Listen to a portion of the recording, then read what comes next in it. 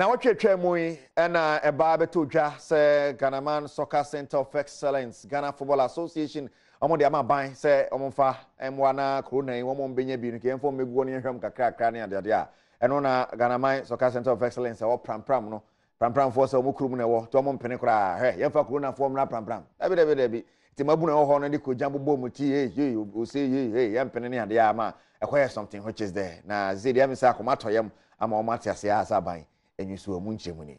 kini ne mentem ho ase sole ye oprampram empatem ho wabra GF ku no ye o madwene se Ghanaman Soccer Center of Excellence ye de ma ban no se ne be ya wo mo akoro na yade bi adokoro wo mo ye de mo akoguo no ya se wo mo yade ni nyina abrase a afanu mienu agye atumu so metum de yade fo ya ba ho aba se wo mo yade wabra GF ku no boss ese aban no betumi abefa dan no na ye de yade fo ya beguo no na o manfo o mote prampram no so o monte ase e kopem se sa yade akudie woi wanhwe na bia akɔkye won nti eba ne sen ene o munyi o masutire na o mankasa de o mope e de sa nipa yi eba begu edanim enti ene yi adwabɔ kɛse bi to dwa wo prampram a GF kuo no afi aban mpanimfo ene anfofo o mo prampram ekɔ asetena o mo agye atumu se de Ghanaman Soccer Center of Excellence no e de be isolation center e de ama o mo ayade akudie wo corona yi adekoro won